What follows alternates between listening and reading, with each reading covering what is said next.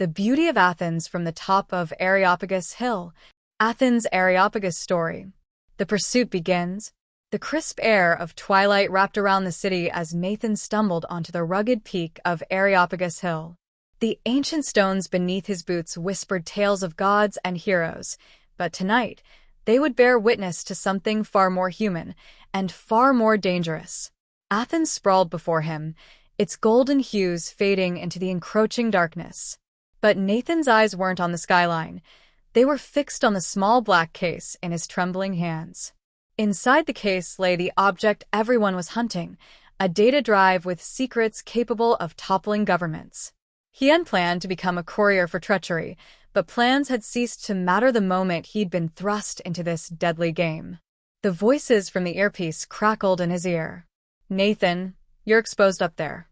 You need to move." "No," he hissed, scanning the shadows below. The flicker of headlights on the winding path confirmed his fears. "They're here."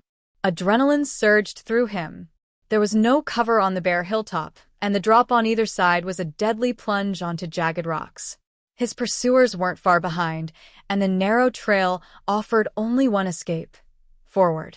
As the first set of boots hit the base of the hill, Nathan darted toward the ancient marble steps that led down to the heart of the city. Each step seemed to echo louder, a metronome of his own desperation. Narrow escapes. Halfway down, he heard the unmistakable click of a firearm being cocked. He turned, catching a glimpse of a shadowed figure aiming a silenced pistol. Nathan dove instinctively. The bullet ricocheted off the stone, sending a spray of dust into the air. "He's moving down the steps," a voice shouted behind him. Nathan sprinted, his breath ragged. The city's nightlife buzzed just beyond the hill, blissfully unaware of the chaos unraveling above. His mind raced as fast as his feet. He had allies, didn't he? The voice in his ear belonged to someone. "Rachel, tell me you've got a plan," he gasped. Her voice returned, steady and clipped. "A van is waiting on Adriana Street. You've got 2 minutes." 2 minutes, he muttered, skidding around a corner. The footsteps behind him were growing louder, more determined. He could hear the radio chatter of his pursuers. "Target is heading toward the Plaka district. All units converge." The Plaka district, a labyrinth of narrow alleys, bustling tavernas, and unsuspecting tourists. It was both salvation and a death trap. Nathan dashed into the maze, weaving through startled pedestrians. A waiter dropped a tray of glasses as Nathan barreled past, the shattering sound drowned by the clamor of pursuit. Into the van. He spotted the van just as it rounded the corner ahead. Its sliding door opened, and a hand reached out. "Come on, Nathan." Rachel's voice was no longer just in his ear, it was a lifeline. But as he reached for the hand, a sharp pain exploded in his side.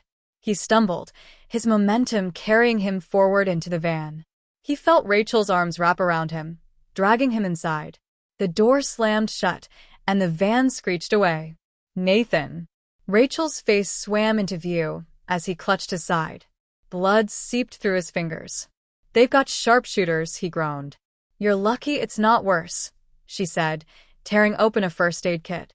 The van's driver, a stoic man with a scar across his cheek, glanced back.